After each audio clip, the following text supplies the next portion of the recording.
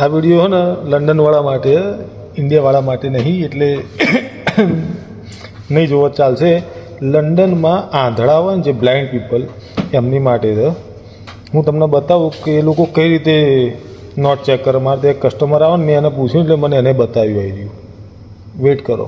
એ લોકો આમ ટચ કરે ને અહીંયા એટલે એમને આઈડિયા આવે કે આ રિયલ છે કે ફેક.